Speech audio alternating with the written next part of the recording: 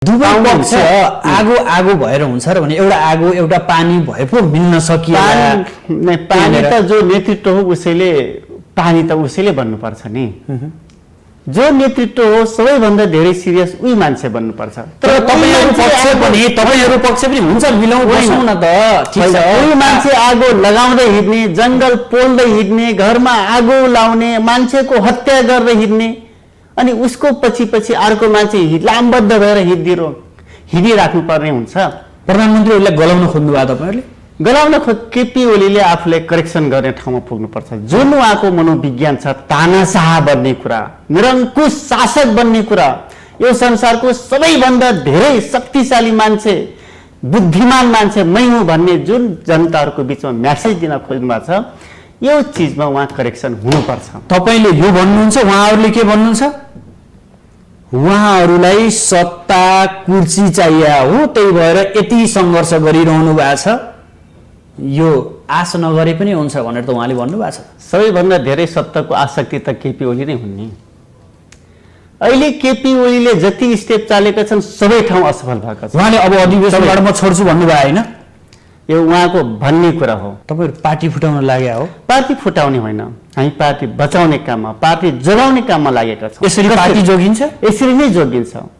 जब तपाईले केपी ओलीको जुन सारेपन छ, नडानिए जस्तो, जसको खेतमा गएर पनि हरियो देख्ने बित्तिकै खाइदिने, कसैले उनलाई के गर्यो भने छुनै नमिल्ने, उहाँले हामीले करेक्सन नगर्दासम्म पार्टी एक त जोगिँदै जोगिन, कम्युनिस्ट आन्दोलनले बचाउनै सक्दैनौँ। काम गर्न नदिने, खुट्टा बाँधिदिने केपी शर्मा ओलीका, अनि चाहिँ काम गरेन अनि काम गर्न खोज्दा चाहिँ साँडे बन्यो भन्न मिल्छ? अहिले केपी ओलीको तपाईहरु भाषण सुनिराख्नु भएको छ नि, 3 वर्षमा यतिको धेरै विकास गरेको नेपालको इतिहासमा कहिले भएको थिएन भनेर धेरै ठाउँमा बोल्नु भएको छ नि। भनेपछि त्यो माहौल, त्यो वातावरण कसले बनायो? यदि हामीले रोकेको भए त त्यत्रो काम हुने थियो त। 40-60 गर्न लागेको जस्तो देखियो यहाँ। त्यो गर्नुहुन्न। 40 र 60 कसरी हुन्छ? हामी राष्ट्रिय महाधिवेशनबाट बराबरीको हाराहारीमा छौँ। अहिले त्यस बेला केपीलाई सपोर्ट गर्ने जेएन कमरेड र वामदेव पनि लगभग उनीबाट छुट्टिसकेका छन्। जेएन कमरेड हाम्रो नेता भइसक्नु भएको छ। त्यसैले पार्टीभित्र त हामी जबरजस्त बलियोको पोजिसनमा छौँ नि त। त्यो 60-40 केही पनि हुँदैन, भए आधा हुन्छ। उसो भए के हो त यो संसदीय बोर्डमा 24 जना सदस्य भूमिका के हो? केपी ओलीलाई सोध्नुहोस्, केपी ओलीका नजिक भएका सांसदलाई सोध्नुहोस्। अब जानुहुन्छ होला नि माधव कुमार नेपाल र झलनाथ खनाल। त्यो सल्लाह गरेर जानुपर्छ भने जाउँला। उहाँको त जानुहुन्न, यो संसदीय बोर्डमा त जानुहुन्न होला, सम्भावना कम छ। जानुहुन्न ठोक्करका साथ एकदमै। 40-60 गर्न लागेको जस्तो देखियो यहाँ। त्यो गर्नुहुन्न। 40 र 60 कसरी हुन्छ? हामी राष्ट्रिय महाधिवेशनबाट बराबरीको हाराहारीमा छौँ। अहिले त्यस बेला केपीलाई सपोर्ट गर्ने जेएन कमरेड र वामदेव पनि लगभग उनीबाट छुट्टिसकेका छन्। जेएन कमरेड हाम्रो नेता भइसक्नु भएको छ। त्यसैले पार्टीभित्र त हामी जबरजस्त बलियोको पोजिसनमा छौँ नि त। त्यो 60-40 केही पनि हुँदैन, भए आधा हुन्छ। उसो भए के हो त यो संसदीय बोर्डमा 24 जना सदस्य भूमिका के हो? केपी ओलीलाई सोध्नुहोस्, केपी ओलीका नजिक भएका सांसदलाई सोध्नुहोस्। अब जानुहुन्छ होला नि माधव कुमार नेपाल र झलनाथ खनाल। त्यो सल्लाह गरेर जानुपर्छ भने जाउँला। उहाँको त जानुहुन्न, यो संसदीय बोर्डमा त जानुहुन्न होला, सम्भावना कम छ। जानुहुन्न ठोक्करका साथ एकदमै। प्रधानमन्त्रीलाई आफ्नै पार्टीको प्रधानमन्त्री हटाउन समर्थन गर्ने? तपाईँ ढुक्क हुनुहोस्, केपी ओलीलाई हटाउने कुरामा हाम्रो हस्ताक्षर, हाम्रो भूमिका हुँदैन। उनलाई करेक्सन गर्ने कुरामा मात्रै हाम्रो भूमिका रहन्छ। उहाँलाई हटाउने कुरामा, प्रधानमन्त्रीबाट आउट गर्ने कुरा, अविश्वासको प्रस्ताव पेश भयो भने के कुन पक्षमा मत हाल्नुहुन्छ? अब यस्तो हुन्छ, अविश्वासको प्रस्ताव त अब 138 जना पुग्यो भने 3टा पार्टी, कांग्रेस, जनता समाजवादी पार्टी र माओवादी केन्द्र। यदि माओवादी केन्द्रको त अझैसम्म सपोर्ट नै छ। यदि उहाँहरू फिर्ता लिने बित्तिकै 1 महिनाभित्र विश्वासको मत लिनुपर्छ। मलाई लाग्छ उहाँहरू 3 त एकै ठाउँमा पुग्नु भने 138 भोट हुन्छ। हाम्रो भूमिका केही पनि हुन्न, हामी मौन बस्दै हुन्छ होइन। हाम्रो भूमिकै हुन्न त त्यो ठाउँमा। हामी के गर्ने? कि त जनता समाजवादी पार्टीका मान्छेलाई ल्याएर यता ल्याउनु पर्यो र बहुमत देखाउनु पर्यो। 120 त्यो देखायो भने त प्रधानमन्त्री ओलीलाई समर्थन त यहाँले गर्नुहुन्छ नि? होइन, म भनेकै छु नि, ओलीलाई हटाउने त हाम्रो प्लानै होइन नि, हाम्रो स्ट्र्याटेजी नै होइन। नेकपा हुँदा हटाउने प्लान हो, तर अहिले चाहिँ त यो त पार्टी थियो नि त, ओलीले नै बनाएको नेकपा हो नि। तर हाम्रो हेडक्वार्टर भनेको त धुम्बराई नै हो नि, केन्द्रीय कार्यालय नै हो नि। तर त्यहाँ अप्ठ्यारो मानिरहनु भएको छ तपाईँहरूले भन्ने कुरा छ होइन। अप्ठ्यारो त केपी गाउँले आज पनि सांसदमा अझै पनि पेरिस डाँडा प्यारो लाग्न थाल्यो भनेर भनिन्छ। होइन, प्यारो त अब कसलाई के प्यारो हुन्छ, कसलाई के प्यारो हुन्छ, तर हाम्रो प्यारो, हाम्रो हेडक्वार्टर, हाम्रो डिसिजन गर्ने थलो ठाउँ भनेको धुम्बराई नै हो, धुम्बराई नै। तपाईँहरू ओलीभन्दा प्रचण्डसँग नजिक हो आजभोलि? त्यस्तो किन भनिराख्नु भएको छ? हामी ओलीको कार्यशैली मलाई ठिक लाग्दैन, मलाई मन पर्दैन। ए भन्नुको अर्थ प्रचण्डसँग तिमी नजिक छौ भन्ने निष्कर्ष निकाल्न मिल्दैन। केपी ओलीको नाम आउँछ, पहिलो नम्बरमा उहाँको नाम आउँछ। माधव नेपाल पनि त अध्यक्ष होइन, माधव नेपाल जेएन कमरेडहरू त 9 राष्ट्रिय महाधिवेशनमा हारिसकेपछि अथवा हामी जित्न नसकेपछि केपी ओलीले संसदीय दलको प्रचण्डसँग मिलेर अध्यक्ष बन्या होइन त? होइन, एकछिन। संसदीय दलको नेताको रूपमा प्रस्ताव कसले गर्यो? माधव नेपालले। समर्थन कसले गर्यो? झलनाथ खनालले। त्यसपछि बरु केपी गाउँले के गर्नुभयो भने प्रचण्ड र उहाँहरूको बीचमा आधा अवधि प्रधानमन्त्री हुने, सरकार आलो पालो चलाउने भन्ने पोलिसी त बनाउनु भयो नि। पोलिसी बनाइसकेपछि त्यसपछि पनि प्रचण्डले मलाई प्रधानमन्त्री चाहिन्न भनेर भनेपछि न केपीले पुरै अवधि पार्टी चलाउने अथवा सरकार चलाउने ठाउँमा पुग्नुभयो। उहाँले चियापानमा आउनुहोस् भनेर बोलाउनु भएको छ, संसदीय दलको बैठकमा आउनुहोस् भनेर बोलाउनु भएको छ। त्यहाँ भित्र गएर सङ्घर्ष गर्ने हो नि त, बाहिर बसेर हामी जाँदैनौँ भनेर घुर्की लगाएर होइन। यो त आलोचना अथवा तपाईँले गरेका काम बेठिक छ, राम्रो छैन। अन्त त्यसपछि त माधव नेपाल कमरेडहरू त जानुभयो नि त। यहाँलाई थाहा छ नि, 28 पछाडि नेताहरूको बिचमा 5-5 जना नेताहरूको बिचमा धुम्बराईमा एक खालको छलफल चल्यो। छलफल चल्दा केपीले के भन्नुभयो थाहा छ? हामीले 28 गतेलाई करेक्सन गर्नुपर्छ हाम्रो नेताले भन्दाखेरि, माधव कमले भन्दाखेरि यो विषयमा त सोच्न सकिँदैन। आफूले चाहिँ गल्ती गरिराख्ने, बदमासी गरिराख्ने, अरू मान्छे चाहिँ उहाँको पछि पछि लाग्दिराख्नु पर्ने, यस्तो पनि हुन्छ। संसदीय दलको बैठक बोलाउनु भएको थियो, तपाईँ त जानु भएन नि त। बोलाएको बेलामा तपाईँहरू नजाने अनि बाहिर बसेर चाहिँ प्रधानमन्त्रीले बोलाउनुहुन्न, छलफल गर्नुहुन्न भनेर भन्न पाइन्छ? बरु गजब कुरा गर्नुभयो। केपी गाउँले जब कति 23 गते हो क्या अरे, सर्वोच्चले 23 गतेको दिन, यही फाल्गुन 23 गतेको दिन अब दुईटा पार्टी तिमीहरू मिल्न सक्दैनौ, तिमीहरू अलग अलग हो, 2075 साल जेठ 2 गतेमै फर्का भनेर भनियौँ। त्यसपछि हामी नेकपा एमाले र माओवादी केन्द्र अलग अलग भयौँ। यद्यपि सर्वोच्चले गर्ने फैसला भनेको बेठिक थियो। केन्द्रीय कमिटी बैठक छ, जाने कि नजाने? केन्द्रीय कमिटीको मिटिङमा त अब उहाँ करेक्सन नहुँदासम्म त कसरी जाने? 7 गते होइन, भोलि उहाँ त अब 1400-1500 मान्छे थप्नु भएको छ। अब भोलिको मिटिङ छ, तपाईँहरू जानुहुन्न? अब जाने नजाने कुरा सल्लाह हुनसक्छ, तर म भने नि उहाँले 1500 मान्छे बोलाउने। अहिले तपाईँ हामी यहाँ कुराकानी गर्दाको बहतसम्म तपाईँहरू जाने निर्णय गरिसक्नु भएको छैन? अझै छैन। सम्भावना कति छ? अब केन्द्रीय कमिटी उहाँले 1500 कमिटी मेरो हो भन्नुहुन्छ, 1179 जनाको कमिटी मेरो हो भन्नुहुन्छ, यो करेक्सन हुँदैन भन्नुहुन्छ। हामीले भनिरहेछौँ कि 201 जनाको 205 जनाको केन्द्रीय कमिटी हो भनिरहेछौँ। कसरी कुरा मिल्छ? कि लड्न जाने हो, भिर्न जाने हो?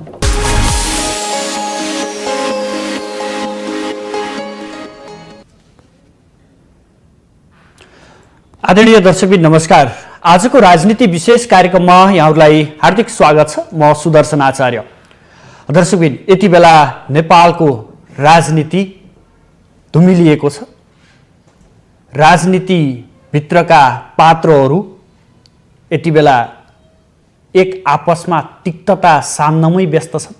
देश र जनताको लागि जुन अपेक्षा र विश्वास दलहरूले दिलाउनु पर्ने हो त्यो पटक्कै देखिएको छैन। जनतामुखी भन्दा सत्तामुखी नेताहरू केन्द्रित भएका छन्, जसका कारण यो अवस्था सिर्जना हुन पुगेको छ। नेकपा अब नेकपा रहेको छैन। 2075 साल जेठ पूर्वकै अवस्थामा फर्किएको छ। अर्थात् नेकपा एमाले र माओवादी केन्द्र बनिसकेको अवस्था छ। लामो समय रस्साकस्सीपछि सर्वोच्च अदालतको निर्णय सँगसँगै यी दलहरू आफ्नै अवस्थामा फर्किएका हुन्। यद्यपि आफ्नै अवस्थामा फर्किए पनि आन्तरिक किचलो भने अझै पनि साम्य हुन सकेको छैन। विशेष गरी सत्तारूढ दल नेकपा एमाले यतिखेर आन्तरिक विवादमा छ। पार्टीभित्र विभिन्न समूहगत रूपमा छलफलहरू भएका छन्। एक अर्कालाई कारबाही गर्ने सम्मका प्रक्रियाहरू अगाडि बढिरहेका छन्। समानान्तर कमिटी गठनसम्म पनि भइरहेको अवस्था छ। छुट्टा छुट्टै भेला र तिक्तताहरू सान्ने काम दिनौँ जसो भइरहेको छ। यसै विषयमा आधारित रहेर आज हामी छलफल सञ्चालन गर्नेछौँ। विशेष गरी माधव कुमार नेपाल र झलनाथ खनाल पक्षले राष्ट्रिय भेला सम्पन्न गरेको छ। त्यस्तै गरी भातृ सङ्गठनहरूका भेलाहरू पनि क्रमशः आयोजना गरिएको छ। यो किन र केका लागि पार्टीभित्रको जुन आन्तरिक किचलो छ त्यो समाधान गर्नतर्फ नेताहरू किन उन्मुख हुन सक्दैनन् र एक अर्कोमा आरोप प्रत्यारोपमै सीमित बनिरहेका छन्, यो विषय पनि हामीले उठाउनेछौँ भने अबको सत्ता समीकरणको विषय पनि आजको विषयको मूल एजेन्डा बन्नेछ। यसका लागि नेकपा एमालेका सांसद मेटमणि चौधरी स्टुडियोमा हुनुहुन्छ। उहाँलाई स्वागत गरौँ। स्वागत छ यहाँलाई माउन्टेन टेलिभिजनमा। नमस्ते। राष्ट्रिय भेला सम्पन्न भयो। हिजो सन्देश के दिन खोजिएको हो र जुन आम नेता कार्यकर्ताहरूको उपस्थिति थियो, निर्णय चाहिँ के भयो? हामी यहाँबाट सुरु गरौँ। अहिले हामी नेपालको कम्युनिस्ट आन्दोलनलाई रक्षा गर्ने नेकपा एमालेको आन्दोलनलाई अझ कसिलो एकताबद्ध बनाउने उद्देश्यको साथ यो हिजो र अस्ति 4 र 5 गतेको दिन हामीले राष्ट्रिय भेला आयोजना गरेका थियौँ र यो भेलाले नेकपा एमालेलाई अझ सुदृढ र एकताबद्ध बनाउने र पार्टीभित्रको जो अगुवा नेता नेतृत्व प्रधानमन्त्री अध्यक्ष हुनुहुन्छ उहाँमा एउटा मनोविज्ञान पलाएको छ। संसार जित्ने मान्छे म र त्यसको लागि तानाशाही बनेरै जानुपर्छ कि भन्ने सोचाइ, अथवा जे चिज म बोल्छु त्यो चिज नै अन्तिम सत्य हो र म नै सम्राट हो, मैले बोलेको कुरो नै अन्तिम फाइनल हुनुपर्छ भन्ने जुन दृष्टिकोण छ, यसलाई समेत हामी मिनिमाइज गर्नुपर्छ, त्यो मनोविज्ञानलाई कमजोर बनाउनुपर्छ भन्ने सन्देश, 2वटा सन्देश दिनको लागि हामीले यो राष्ट्रिय भेलाको आयोजना गर्यौँ। यो 17 बुँदे प्रस्ताव पारित गर्नु भएको छ। त्यसमा जबजलाई पनि मुख्य एजेन्डा बनाएर लैजाने, जुन चाहिँ केपी शर्मा ओली पक्षले लैजान सकेन भनेर पनि तपाईँहरूले भन्नुभएको छ। हो, कसरी अगाडि बढ्ने जबज त पार्टीको मूल सिद्धान्त नै हो त। नेपाल कम्युनिस्ट पार्टी एमाले को मुख्य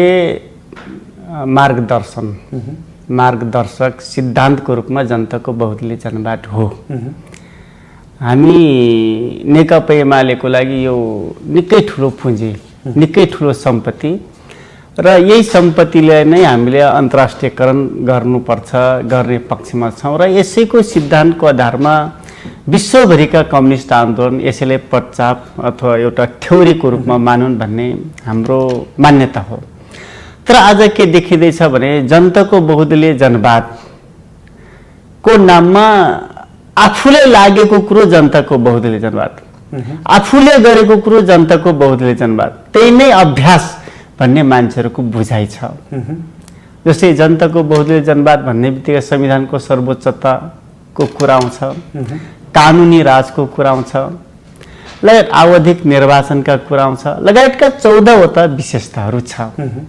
तर आज जनताको बहुदलीय जनवादमा जो सबैभन्दा धेरै जिम्मेवार हुनुपर्ने मान्छे व्यक्ति नेकपा एमालेको अध्यक्ष, त्यसपछिको उपाध्यक्ष हुँदै नेतृत्व पङ्क्ति हो, त्यो नेतृत्व पंक्तिमा त्यो खालको अभ्यास पनि देखिएको छैन, त्यो खालको चिन्तन, त्यो खालको सोचाइ पनि देखिएको छैन।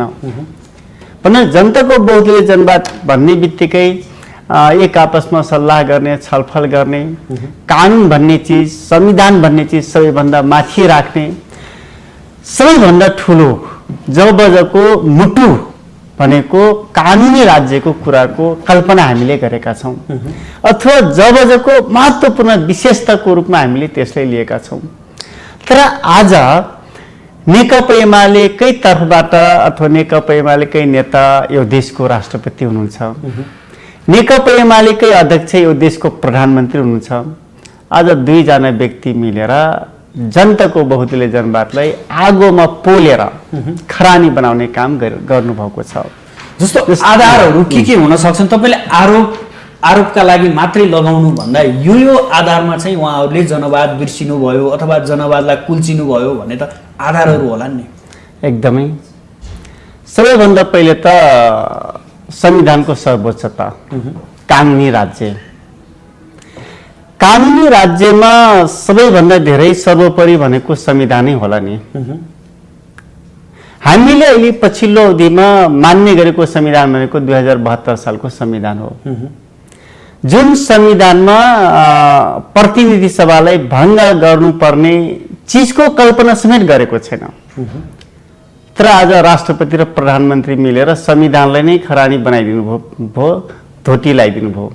यदि सर्वोच्च अदालत नभएको भए आज यो 2072 सालको संविधानको कुनै कामै हुने थिएन। यसलाई धुजा बनाउने, च्याट्ने, खरानी बनाउने काम अथवा पोल्ने काम सबै काम भइसक्थ्यो। त्यसैले यो कामको सुरुवात कसले गर्यो भने प्रधानमन्त्रीले गर्नुभयो र त्यसलाई सहयोग गर्ने काम राष्ट्रपतिले गर्नुभयो। त्यसैले अब जनताको बहुदलीय जनवादले कानुनी राज्यका कुरा गर्छ, संविधानको सर्वोच्चताको कुरा गर्छ।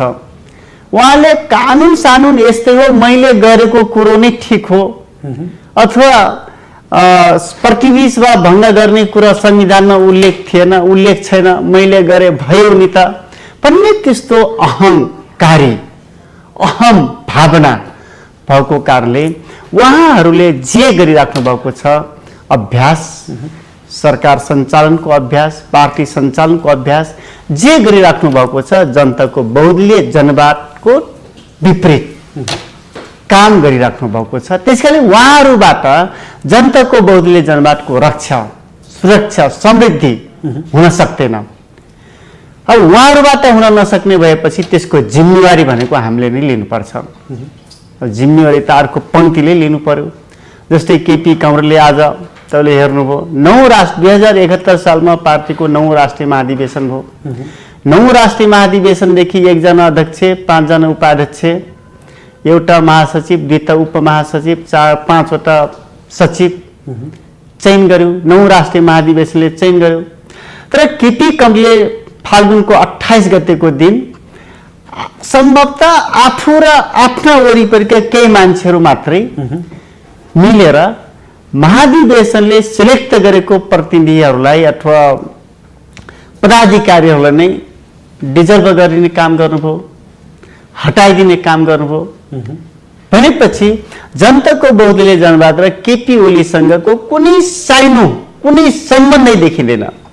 त्यसै अब त्यस्ता मान्छेबाट जबजको रक्षा, सुरक्षा, संरक्षण, समृद्धि होला भनेर कसैले पनि अनुमान र कल्पना गरेका छैनौँ। त्यो दायित्व, त्यो जिम्मेवारी हाम्रो हो।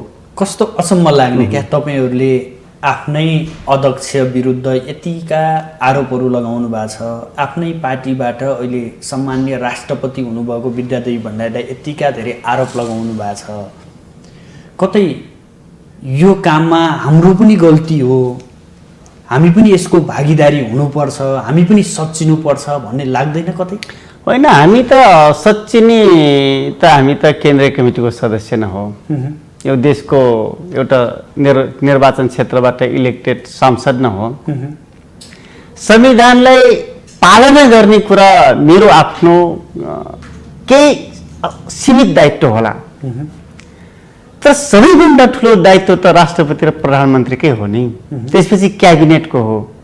अनि मात्रै हामीले कानुन निर्माण गर्ने, संविधान निर्माण गर्ने सांसदहरूको हुन सक्छ र आज सांसदले संविधानलाई डिजर्भ गर्ने कुरा, संविधानलाई विघटन गर्ने कुरा, संविधानलाई करेक्सन गर्ने ठाउँमा त सांसद त छैन नि।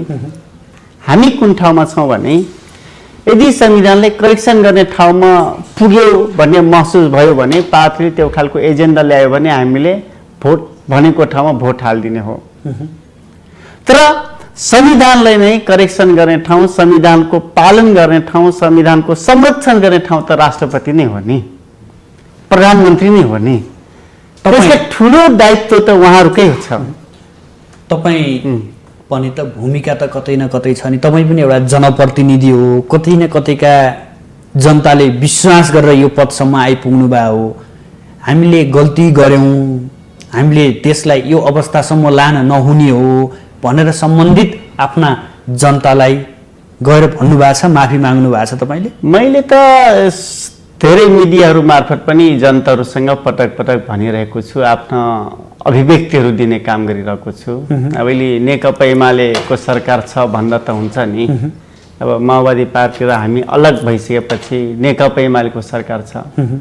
नेकपा एमालेको सरकार भएको बेला मेरो आफ्नो तर्फबाट निर्वाह गर्नुपर्ने दायित्व, भूमिका एउटा जस सांसदको हैसियतले अथवा नेकपा एमालेको केन्द्रीय कमिटीको सदस्यको हैसियतले मैले आफ्नो भूमिका निर्वाह गर्ने कुरामा कुनै ठाउँमा कमजोरी, कन्जुसै गरेको छैन। तर मैले जसलाई सिद्धान्तको रूपमा, दर्शनको रूपमा अथवा अभिभावकको रूपमा जसलाई म मानिरहेको छ, केपी कमरेड अथवा केपी ओली या राष्ट्रपति विद्या भण्डारी, उहाँहरूले नै सबैभन्दा धेरै जिम्मेवारी त निर्वाह गर्नु पर्थ्यो नि। जस्तै राष्ट्रपति भन्ने बित्तिकै संविधानको रक्षक हो नि त, त्यसै नामै भन्दा पनि राष्ट्रपति, यो देशको पिता। अब उहाँले नै एउटा व्यक्तिको जस्तै कारिन्दा जस्तो अथवा एउटा व्यक्तिको गोटी जस्तो बन्दिँदा अब हामीले त साइलेन्टली अथवा चुपचुप अथवा टुलु टुलु हेरेर त बस्न सक्दैनौँ। मैले सांसदको हैसियतले जति गर्नुपर्ने हो, मैले गर्न सक्ने भनेको बोल्ने हो, भन्ने हो, सामाजिक सञ्जालहरू मार्फत आफ्ना विचारहरू अभिव्यक्त गर्ने हो, यहाँहरूकै यस्तै टेलिभिजनहरू मार्फत भन्ने कुरा नहो, अरू कुराहरू त उहाँहरूले नै गर्ने हो। त्यसैले मैले मेरो आफ्नो तर्फबाट निर्वाह गर्नुपर्ने भूमिका होला छ। तर हामीले बिजनेस दिने कुरा, हामीले निर्देशन दिने कुरा अथवा छलफलका विषयवस्तु ल्याइदिने कुरा, बिजनेस दिने कुरा त सरकारकै हो नि। खास गरेर प्रधानमन्त्रीज्यूको हो, क्याबिनेटको हो, उहाँहरूले दिन सक्नुपर्छ। तर त्यो खालका गतिविधि त्यस्तो देखिएको छैन। पार्टीभित्र असन्तुष्टि पनि हुन्छन्, फरक मत पनि हुन्छन्, व्यक्त गर्न पाइन्छ। तर यसरी छताछुल्लै हुने गरी गर्दाखेरि जनतामा, आफ्ना कार्यकर्तामा नराम्रो म्यासेज त गएको छ नि। नराम्रो म्यासेज त जनताहरूले पनि बुझेका छन्। यो कसको कारणले यो देश यो ठाउँमा आइपुग्यो? जनताले त हामीलाई 2/3 अराउन्डको जनमत त दिएकै थिए नि। तर त्यसले टिकाउन नसक्ने, तर त्यो भारी बोक्न सकिएन, ठेक्न सकिएन। त्यसकोलाई टिकाउन नसक्ने कुरा, भारी बोक्न नसक्ने कुरा, भारी बोक्नको लागि आफ्नो क्यापेसिटी बिल्ड गर्न नसक्ने कुरा त नेतृत्वकै होला नि। अब हामीले त मेरो निर्वाचन क्षेत्र डाङ निर्वाचन क्षेत्र 1 को जनताहरूको समस्याको विषयमा सांसदमा उठाउने कुरा हो, बोल्ने कुरा, भन्ने कुरा, त्यसलाई कार्यान्वयनको लागि प्रेसर दिने कुरा मेरो आफ्नो भूमिका हो। तर सबै चिजलाई व्यवस्थापन गर्ने 2/3 कम्युनिस्ट पार्टीको शासन व्यवस्थालाई टिकाइदिने, त्यसलाई भारी बोक्ने कुरा मात्र हुन्, अझ यसलाई समृद्ध बनाइदिने कुरा, ठाई बनाउँदै जाने कुरा, 50 वर्षसम्म टिकाउँदै जाने कुरा त नेतृत्वको हो नि। अब नेतृत्वले आफ्नो क्षमता पनि वृद्धि गर्न सक्दैन, त्यसपछि हामीले दिएका सुझाव सल्लाह पनि लिँदैन, बैठक पनि बोलाउँदैन, बैठकमा छलफल पनि गर्दैन। अनि नेतृत्वको क्षमता, विकास क्षमतामा समृद्धि कसरी आउँछ? त्यसको सबैभन्दा ठुलो समस्या कहाँ देखिँदैछ भने कम्युनिस्ट पार्टीले जुन तरिकाले चलाउनु पर्ने थियो त्यो तरिकाले चलेन। चलाइयो कसरी भने एउटा कम्पनी जस्तै, कम्पनी पनि प्राइभेट कम्पनी जस्तै चलाइयो। प्राइभेट कम्पनीमा मूल मान्छेले जे भन्छ नि, कम्पनी पनि त्यसरी चलाउँछ, अथवा कम्पनी सञ्चालनको लागि मूल मान्छेको सबै मोनोपोली चल्छ। तर कम्युनिस्ट पार्टी त एउटा कम्पनी जस्तै प्राइभेट कम्पनी र कम्युनिस्ट पार्टी त अलग कुरा हो नि। अझ हामी कम्युनिस्ट भनेको समूहमा विश्वास गर्ने पार्टीका हामी सदस्यहरू। त्यसपछि कन्टिन्यू रेगुलर मिटिङ बस्ने कुरा, हरेक निर्णयहरू मिटिङले पास गर्ने कुरा, त्यसपछि त्यसलाई कार्यान्वयन गर्ने कुरा, एउटा कम्युनिस्ट पार्टीको मूल मर्म हो। तर अध्यक्षले के गर्नुभयो भने मिटिङ भन्ने बित्तिकै उहाँको छालामा काँडा उम्रिन्छ, बैठक भन्ने बित्तिकै पसिना निस्किन्छ, अथवा मिटिङ र बैठकलाई आफ्नो शत्रुको रूपमा ठान्नुहुन्छ, छलफल भन्ने बित्तिकै आफ्नो दुश्मन ठान्नुहुन्छ। अनि हिजो मात्रै संसदीय दलको बैठक बोलाउनु भएको थियो, तपाईँ त जानु भएन नि त। बोलाएको बेलामा तपाईँहरू नजाने अनि बाहिर बसेर चाहिँ प्रधानमन्त्रीले बोलाउनुहुन्न, छलफल गर्नुहुन्न भनेर भन्न पाइन्छ। बडो गजब कुरा गर्नुभयो। केपी गौँडले जब कति 23 गते हो क्या अरे, सर्वोच्चले 23 गतेको दिन, यही फाल्गुन 23 गतेको दिन अब दुईटा पार्टी तिमीहरू मिल्न सक्दैनौ, तिमीहरू अलग अलग हो, 2075 साल जेठ 2 गतेमै फर्का भनेर भनियौँ। त्यसपछि हामी नेकपा एमाले र माओवादी केन्द्र अलग अलग भयौँ। यद्यपि सर्वोच्चले गर्ने फैसला भनेको बैठक थियो। हामीले नामको विषयमा छलफल चलिरहेको थियो। सर्वोच्चले के गर्यो भने खारेज गर्यो। खारेज मात्र होइन, दुईटा पार्टी मिल्न पाउँदैन भन्नेसम्म भन्यो। तर केपी गौँडले के गर्नुभयो भने 28 गतेको दिन, 5 दिन पछाडि 5औं दिनमा बालुवाटारमा बैठक बस्नुभयो, केन्द्रीय कमिटी फाइनल गर्नुभयो। केन्द्रीय कमिटी फाइनल मात्र होइन, पदाधिकारी जो हुनुहुन्थ्यो सबैलाई केन्द्रीय सदस्यको रूपमा झार्नुभयो। प्रदेश इन्चार्जहरू जो हुनुहुन्थ्यो, 1 नम्बरमा भीम आचार्य होइन, लगायतका जो हुनुहुन्थ्यो सबैलाई डिजल्भ गर्नुभयो, सबैलाई जिम्मेवारीबाट मुक्त गर्नुभयो र आफ्ना अनुकूल आफ्ना गुटियार मान्छेहरूलाई मात्रै त्यो ठाउँको जिम्मेवारी दिनुभयो। भनेपछि नेकपा एमालेलाई समृद्ध बनाउने कुरा, नेकपा एमालेलाई जोगाउने कुरा, बचाउने कुरा त अब ल सर्वोच्चले यसो निर्णय गर्यो, अब छलफल गरौँ न त। अब जेठ 2 गतेतिर फर्क भन्यो। त्यसपछि 2 गतेको माइन्युटहरू के छ, केन्द्रीय कमिटीमा को हुनुहुन्थ्यो, प्रदेशमा को हुनुहुन्छ, जिल्ला कमिटीको अध्यक्ष र सचिव को हुनुहुन्छ, जनवर्गीय संगठनको पोजिसन के छ, निकायहरूको अवस्था के छ, त्यसलाई फेरि सुरु गरौँ, त्यसलाई फेरि बिउताउँ, जगाउँ भन्नुपर्ने पो हो त। उहाँले त के त्यो गर्नुभयो भने भएका पदाधिकारीलाई डिजल्भ, भएका प्रदेश इन्चार्जहरूको जिम्मेवारी खोसियो, त्यो ठाउँमा आफ्नो अनुकूलको मान्छेलाई राखियो। ठिक छ, यो मानिल्याउँ गर्नुभयो। तर उहाँले चियापानमा आउनुहोस् भनेर बोलाउनु भएको छ, संसदीय दलको बैठकमा आउनुहोस् भनेर बोलाउनु भएको छ। त्यहाँ भित्र गएर सङ्घर्ष गर्ने हो नि त, बाहिर बसेर हामी जाँदैनौँ भनेर घुर्की लगाएर होइन। यो त आलोचना अथवा तपाईँले गरेका काम बेठिक छ, राम्रो छैन, अथवा त्यसपछि त माधव नेपाल कमरेडहरू त जानुभयो नि त। यहाँलाई थाहा छ 28 पछाडि नेताहरूको बिचमा 5-5 जना नेताहरूको बिचमा दुम्बाराईमा एक खालको छलफल चल्यो। छलफल चल्दा केपीले के भन्नुभयो थाहा छ? हामीले 28 गतेलाई करेक्सन गर्नुपर्छ हाम्रो नेताले भन्दाखेरि, माधव कमले भन्दाखेरि यो विषयमा त सोच्न सकिँदैन। आफूले चाहिँ गल्ती गरिराख्ने, बदमासी गरिराख्ने, अरू मान्छे चाहिँ उहाँको पछि लाग्दिराख्नु पर्ने, यस्तो पनि हुन्छ। त्यसैले सबैभन्दा धेरै जिम्मेवार भनेको नेतृत्व नै हो। तर नेता त मान्दै आउनु भएको छ नि, अध्यक्ष त मान्दै आउनु भएको छ नि, यो त मान्नु पर्यो नि त। राष्ट्रिय महाधिवेशनले उहाँले अध्यक्ष बनायो।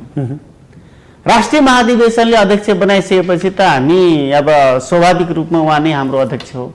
तर अध्यक्ष हो भन्ने बित्तिकै सबै चिज मन परी गरिराख्ने, आफ्नो हत्या गर्नसम्म पनि चुसम्म नबोल्ने कुरा, त्यसपछि जुन पार्टीमा हामी छौँ त्यसको मूल्य मान्यता मर्मलाई समेत समाप्त गर्दाखेरि पनि साइलेन्ट बस्ने कुरा, यो त ठिक होइन। तर केपी कमलले एक खोज्नु भएको छ, यस्मिनको पार्टी सबै दासहरू मात्रै उत्पादन गर्ने दासहरूको पार्टी। उहाँले जे गरे पनि, तपाईँको घाँटी रेटे पनि, तपाईँको मलाई छुरा धसे पनि, तपाईँलाई हाने पनि, हत्या गरे पनि, अरू मान्छेले ठुलो ठुलो हेरेर बसिदिनु पर्ने र त्यो पार्टी त्यस्तो पार्टी उहाँले निर्माण गर्न खोज्नुहुन्छ। उहाँले त के भन्नु भएको छ भने तपाईहरू जुन प्रचण्ड र नेपाल समूह भएर केही महिना अलग बस्नुभयो एकदमै, अनि जाने बेलामा चाहिँ अर्कैसँग जाने, अहिले चाहिँ आत्मआलोचना गर्नु पर्दैन, आत्मआलोचना गर्नुपर्छ मसँग आउँदाखेरि भनेर तपाईँले बारम्बार भनिरहनु भएको छ। यहाँ हजुरले के भएको रहेछ गजब गजब क्वेसन गरिराख्नु भएको छ, म बडो खुसी लाग्छ। माओवादी पार्टी र एमालेको बिचमा एकता गराउने मान्छे को हो कसैले थाहा नदिकन, एकजना मान्छेले थाहा दिया छैनन्। कमरेड प्रचण्ड र कमरेड केपी ओली दुईजना मिलेर आफ्नो साक्षीको रूपमा कमरेड केपीले विष्णु पौडेललाई, कमरेड प्रचण्डले जनार्दन शर्मालाई साक्षी राखेर दुईटा पार्टीको बिचमा एकता गरेको डकुमेन्ट त यहाँले देख्नु भएको छ नि त, थाहा पनि पाउनु भएको छ। भने पार्टी कसले मिलायो? नेकपा एमाले डिजल्भ गरेर, नेकपा एमाले समाप्त गरेर नेपाल कम्युनिस्ट पार्टी कसले बनायो? जनताको बहुदलीय जनवादलाई छोडेर जनताको जनवादमा आउने काम कसले गर्यो? के माधव नेपालले हो, झलनाथले हो, वामदेवले हो? यो सबै गराउने काम भनेको त केपीले नै हो नि। अनि केपी ओलीले दुईटा पार्टीलाई एकता गराउने, दुईटा पार्टीले एकता गरेर आफ्नो अनुकूलका मान्छेलाई राष्ट्रपति पनि बनाउने, प्रधानमन्त्री पनि बनाउने, सबै अनुकूलका मन्त्री पनि बनाउने, सारा ठाउँमा नियुक्ति पनि गर्ने, अनि फेरि आज फेरि अलग अलग बनौँ भन्ने जुन भनाइ छ नि, यो जतिको राजनीतिक बेमानी अरू के हुन सक्छ? यो त उपयोगवादी, उपभोक्तावादी नीति बाहेक अरू केही पनि होइन। राजनीतिमा त इमानदारी त चाहिन्छ, त्यो पनि भएन भनेपछि नेकपा एमाले समाप्त गर्ने काममा सबैभन्दा ठुलो भूमिका भनेको केपी ओलीकै हो। अनि केपी ओलीले आज तिमीहरू एमालेमा आयो भनेर भन्न पाउँछन्? दुवै पक्ष आगो भएर हुन्छ र भने एउटा आगो एउटा पानी भए पो मिल्न सकिएला। पानी त जो नेतृत्व हो उसैले, पानी त उसैले बन्नुपर्छ नि। जो नेतृत्व हो सबैभन्दा धेरै सिरियस उही मान्छे बन्नुपर्छ। तर तपाईहरु पक्ष पनि हुन्छ, मिलाउँ बसौँ न त। उही मान्छे आगो लगाउँदै हिँड्ने, जंगल पोल्दै हिँड्ने, घरमा आगो लाउने, मान्छेको हत्या गर्दै हिँड्ने, अनि उसको पछि पछि अर्को मान्छे लामबद्ध भएर हिँडिराख्नु पर्ने हुन्छ। प्रधानमन्त्रीहरूले गलाउन खोज्नु भयो तपाईहरुले? गलाउन केपी ओलीले आफूलाई करेक्सन गर्ने ठाउँमा पुग्नुपर्छ। जुन उहाँको मनोविज्ञान छ, तानाशाह बन्ने कुरा, निरङ्कुश शासक बन्ने कुरा, यो संसारको सबैभन्दा धेरै शक्तिशाली मान्छे, बुद्धिमान मान्छे मै हुँ भन्ने जुन जनताहरूको बिचमा म्यासेज दिन खोज्नु भएको छ, यो चिजमा उहाँ करेक्सन हुनुपर्छ। तपाईले यो भन्नुहुन्छ, उहाँहरूले के भन्नुहुन्छ? उहाँहरूलाई सत्ता कुर्सी चाहिए हो, त्यही भएर यति सङ्घर्ष गरिरहनु भएको छ, यो आश नगरे पनि हुन्छ भनेर त उहाँले भन्नुभएको छ। सबैभन्दा धेरै सत्ताको आसक्ति त केपी ओली नै हुन् नि। अहिले केपी ओलीले जति स्टेप चालेका छन् सबै ठाउँ असफल भएका छन्। उहाँले अब अधिवेशनबाट म छोड्छु भन्नुभयो होइन? यो उहाँको भन्ने कुरा हो। तपाईँ हेर्नुहोस्, आज आफ्नो अनुकूलका मान्छे मात्रै बसालेर 9 राष्ट्रिय महाधिवेशनले 70 वर्ष पुगेपछि पार्टीबाट बिदाय लिनुपर्ने भन्ने हाम्रो वैधानिक व्यवस्था छ नि त। 9 राष्ट्रिय महाधिवेशनका करिब 1200-1700 प्रतिनिधिहरूले पास गरेको हाम्रो त्यो एजेन्डा हो। तर आज केपी ओलीले कसैलाई नबोलाइकन, कसैलाई नभनिकन यसलाई करेक्सन गर्ने काम गर्नुभएको छ।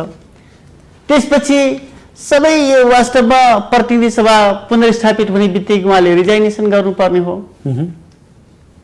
भनेपछि सबैभन्दा सत्ता लिप्स, सत्ता नभइकन बाँच्नै नसक्ने, बाँच्नै नमिल्ने मान्छे को हो भनेर कसैले भन्यो भने केपी ओलीको नाम आउँछ, पहिलो नम्बरमा उहाँको नाम आउँछ। माधव नेपाल पनि त अध्यक्ष होइन, माधव नेपाल जेएन कमरेडहरू त 9 राष्ट्रिय महाधिवेशनमा हारिसकेपछि अथवा हामी जित्न नसकेपछि केपी ओलीले संसदीय दलको प्रचण्डसँग मिलेर अध्यक्ष बन्या होइन त? होइन, एकछिन। संसदीय दलको नेताको रूपमा प्रस्ताव कसले गर्यो? माधव नेपालले।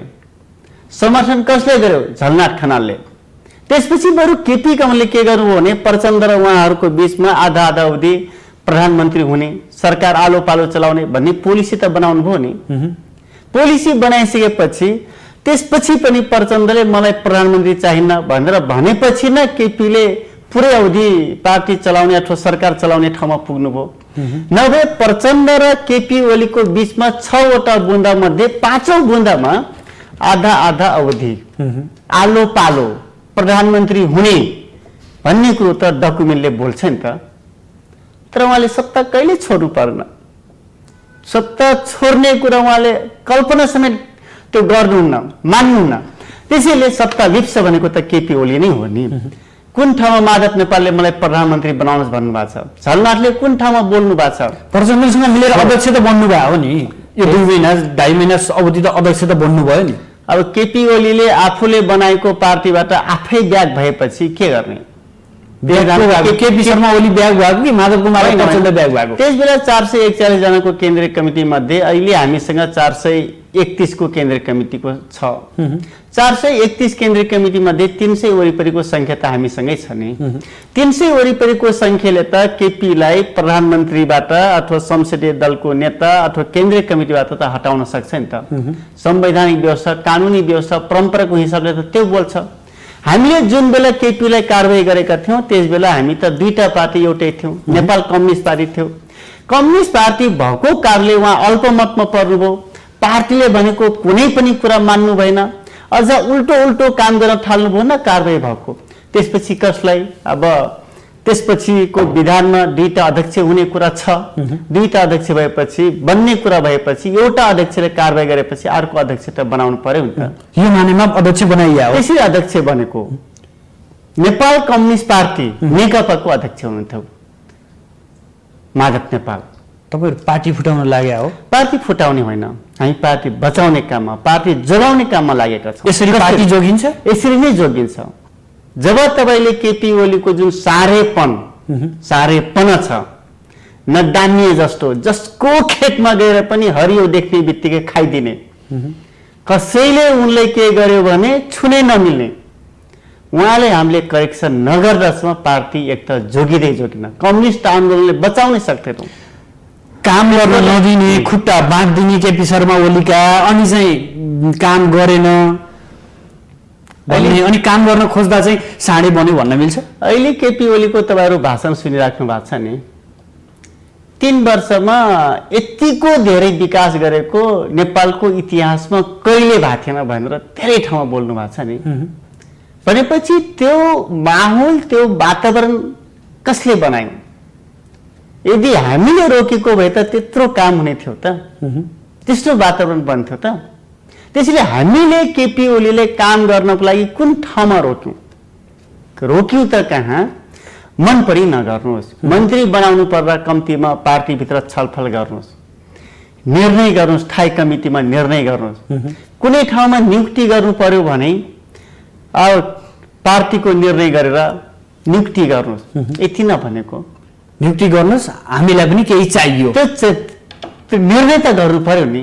हामीलाई चाहियो चाहिएन, देलन नदेलन अध्यक्ष हुन्, त्यो आफ्नो ठाउँमा छ, उहाँको कुरा हो। त्यो त बार्गेनिङ जस्तै भयो, त्यो होइन। तर के हो भने सिस्टम के हो भने योभन्दा अगाडि नेकपा एमाले सिंगल हुँदा कुनै ठाउँमा कसैलाई नियुक्ति गर्नु पर्दा सुरुमा सूची बन्थ्यो, राज्य व्यवस्था विभाग थियो, त्यसको प्रमुख हाम्रो अष्टलक्ष्मी साक्य हुन्थ्यो। सुरुमा उहाँले सूची बनाउनुहुन्थ्यो, उहाँहरूको डकुमेन्टहरू माग्नुहुन्थ्यो।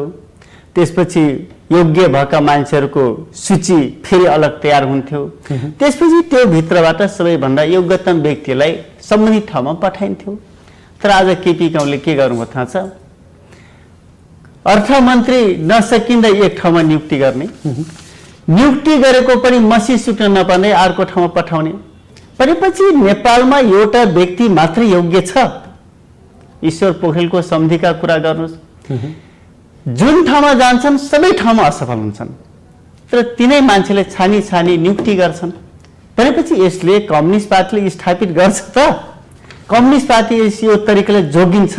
यो भन्दैमा समानान्तर कमिटीहरू बनाउने, आफ्नै मनोमानीले चाहिँ पार्टी प्यालेसहरूमा चाहिँ मिटिङ गर्दै जाने, बैठक बस्दै जाने, आफ्ना पक्षलाई चाहिँ बोलाउँदै जाने, यसले समस्या समाधान हुन्छ? समानान्तर कमिटी हामी कहीँ भनेका छैनौँ। तपाईँले हिजो पनि सुन्नुभयो होला। तयारी त छ नि? छैन। हामी यही पार्टी नेकपा एमालेमै रहन्छौँ, नेकपा एमाले भित्रै भिर्छौँ र त्यसपछि जे गर्नुपर्ने हो यही हुन्छ हाम्रो अनि समानान्तर कमिटी बरु केपी ओलीले बनाउँछन् आप हेर्दै जानुहोस्। अनि संसदीय दलका छुट्टा छुट्टै मिटिङ किन बस्या त? छलफल त हुनु पर्यो नि।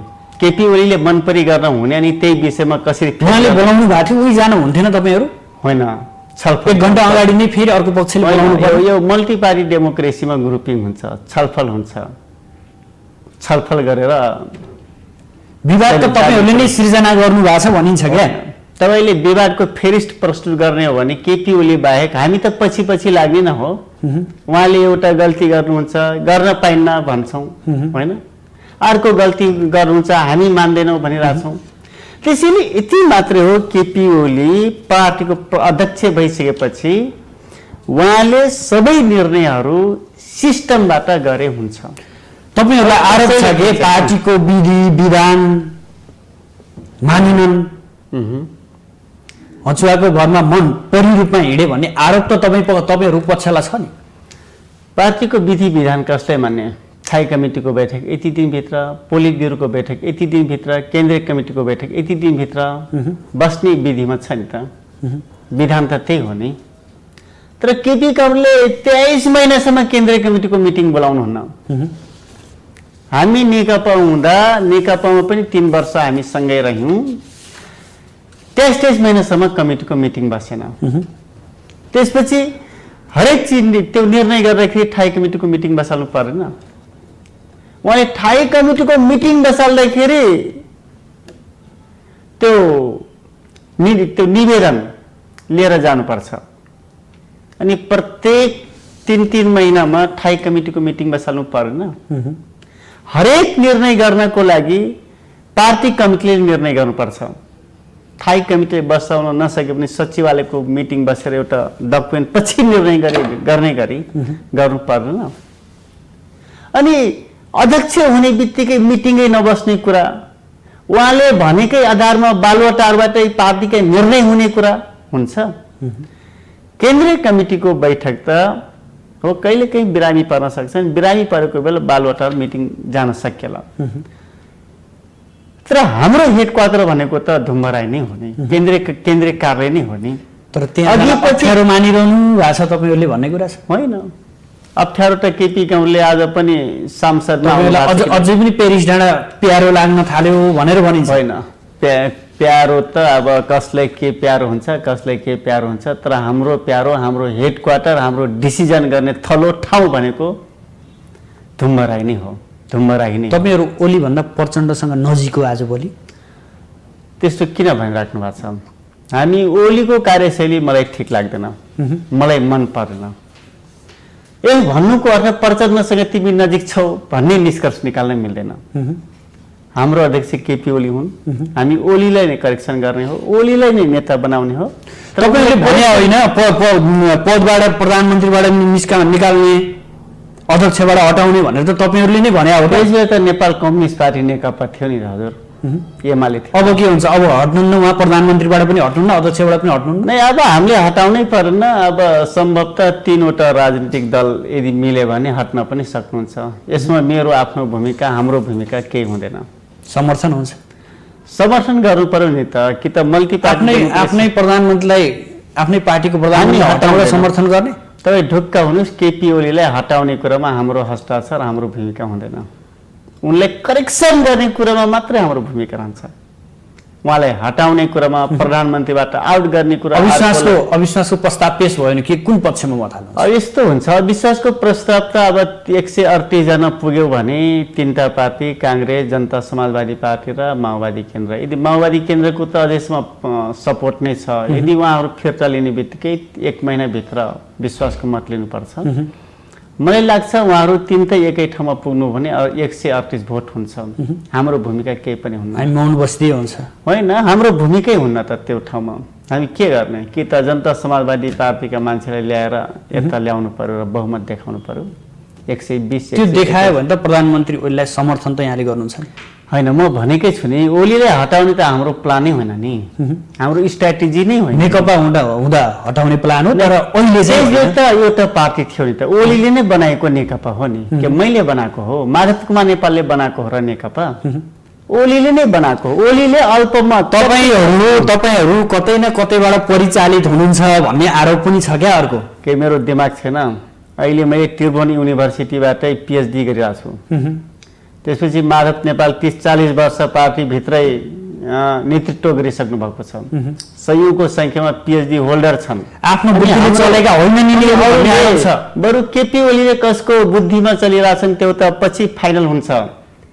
तपाईँ हेर्दै जानुहोस् केपी ओली कसको निर्देशनमा चलेका छन्, कम्युनिस्ट आन्दोलनलाई डिजल्भ गर्नको लागि कसरी प्रयोगमा आएका छन् त्यो हेर्दै जानुहोस्। तर हामीले हाम्रो बुद्धिले, हाम्रो दिमागले, हाम्रो क्षमताले चलेका छौँ। हाम्रो एउटा मात्रैको भूमिका छैन यसमा, कसैको भूमिका छैन। हामीले जे देख्छौँ त्यही गर्छौँ। केपी ओलीले गरेका बेठिक जुन डिजल्भ गर्न सक्ने समेत जुन एक्टिभिटी गरिरहेका छन् त्यसलाई रोक्ने काम गरिरहेका छौँ। यदि रोक्न सकेनौँ भने आन्दोलनलाई हामी जोगाउन सक्दैनौँ। संसदीय दलको बैठकले संसदीय बोर्ड गठन गर्यो। त्यसमा माधव कुमार नेपाल, झलनाथ खनाल लगायतका 24 जना सदस्य हुनुहुन्छ।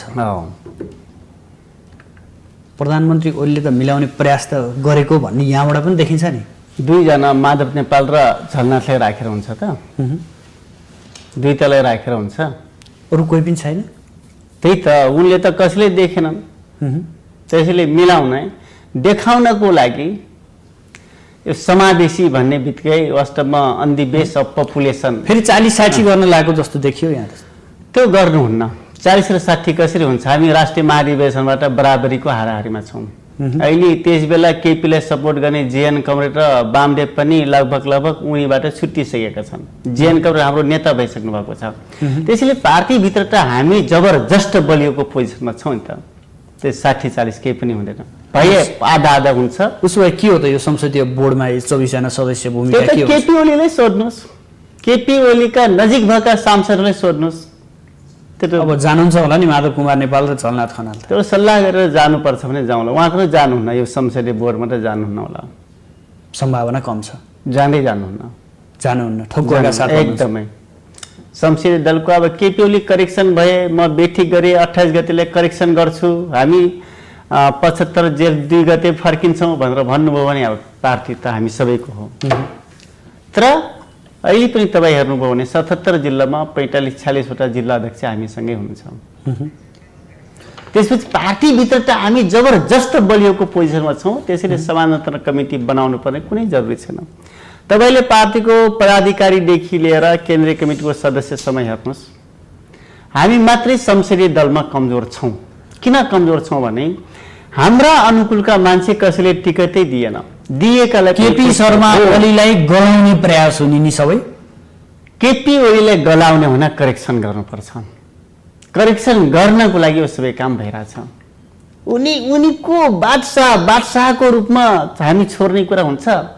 नेपाल कम्युनिस्ट पार्टी बादशाह जन्माउने हो कि नायक जन्माउने हो?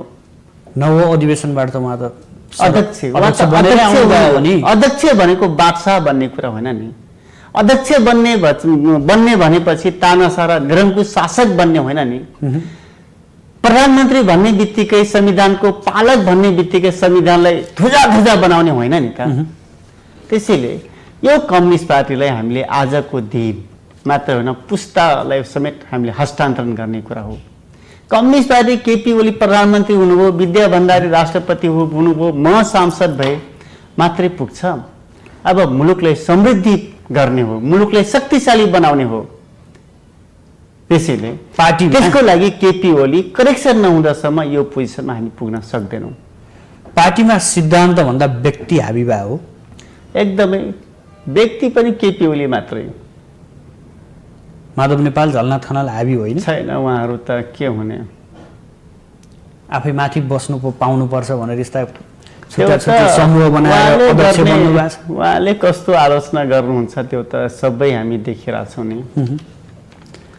त्यो उहाँको आलोचना हो। अनि केन्द्रीय कमिटी बैठक छ, जाने कि नजाने? केन्द्रीय कमिटीको मिटिङमा त अब उहाँ करेक्सन नहुँदासम्म त कसरी जाने? 7 गते होइन, भोलि। उहाँ त अब 1400-1500 मान्छे थप्नु भएको छ। अब भोलिको मिटिङ छ, तपाईँहरू जानुहुन्न? अब जाने नजाने कुरा सल्लाह हुन सक्छ। तर म भने नि उहाँले 1500 मान्छे अहिले बोलाउने। तपाईँ हामी यहाँ कुराकानी गर्दाको बहतसम्म तपाईँहरू जाने निर्णय गरिसक्नु भएको छैन, अझै छैन। सम्भावना कति छ? अब केन्द्रीय कमिटी उहाँले 1500 कमिटी मेरो हो भन्नुहुन्छ, 1179 जनाको कमिटी मेरो हो भन्नुहुन्छ, यो करेक्सन हुँदैन भन्नुहुन्छ। हामीले भनिरहेछौँ कि 201 जनाको 205 जनाको केन्द्रीय कमिटी हो भनिरहेछौँ। कसरी कुरा मिल्छ? कि लड्न जाने हो, भिर्न जाने हो, कि युद्ध गर्न जाने हो? त्यहाँ कारबाही होला नि, कारबाही भयो भने के गर्नु? केपी ओलीले के कारबाही गर्न सक्छ? कारबाही त गर्छु भनिरहनु भएको छ त उहाँले। उहाँ त भनिराख्नु भएको छ, उहाँ त बोलिराख्नु भएको छ, भनिराख्नुहुन्छ। सांसद सधैँ फुस्केला भन्ने डर पनि त छ नि यहाँ, कारबाही भयो भने। जिन्दगीभरि राजनीति गरिएका छ कि सांसद बन्नको लागि राजनीति गरिएको छ त? के सांसदै अन्तिम लक्ष्य हो त? न उहाँले कुनै कारबाही गर्न सक्नुहुन्छ, न उहाँले गरेको धम्कीको कुनै अर्थ छ। कारबाही गर्नुभयो भने के हुन्छ? हामी कारबाही गर्नुभयो भने उहाँले कारबाही गर्छौँ। कारबाही एउटाले गर्छ, अर्कोलाई गर्छ, यो त कन्टिन्यू जाने कुरा हो नि। त्यसैले नमिलिकन सुख छैन, उपाय छैन। त्यसको लागि केपी ओली आफूले करेक्सन गर्ने ठाउँमा पुर्याउनु पर्छ। अन्तमा छौँ हामी। अब वाम एकता कति सम्भव छ छोटोमा? राजनीतिभित्र सबै चिजको सम्भावना हुन्छ, न शत्रु हुन्छ न मित्र ठाई हुन्छ। सबै चिज, कुनै पनि चिज क्लोज हुन्न, सबै चिजको सम्भावना हुन्छ। वाम एकता अझै पनि जीवित छ? जीवित छ, रहन्छ, हुन्छ। हस्, यहाँसम्म आइदिनु भयो, आफ्नो महत्त्वपूर्ण समय र महत्त्वपूर्ण विचार अभिव्यक्त गरिदिनु भयो, यसका लागि यहाँलाई विशेष धन्यवाद। मलाई पनि मेरो कुरो राख्ने जुन महत्त्वपूर्ण मौका दिनुभएको छ, यहाँ र यहाँको टेलिभिजनप्रति धेरै आभार व्यक्त गर्न चाहन्छु, धन्यवाद भन्न चाहन्छु। आदरणीय दर्शकबिन, आज हामी नेपालको पछिल्लो राजनीतिक अवस्था र यसभित्र प्रमुख दलको रूपमा रहेको नेकपा एमाले भित्रका दुई खेमा र यी खेमाहरूले चलाइरहेका नेकपा एमालेका सांसद मेटमणि चौधरी हुनुहुन्थ्यो। भोलि पुनः नयाँ अतिथि र नयाँ विषयवस्तुका साथ उपस्थित हुनेछौँ। आजलाई भने बिदा दिनुहोस्। नमस्कार।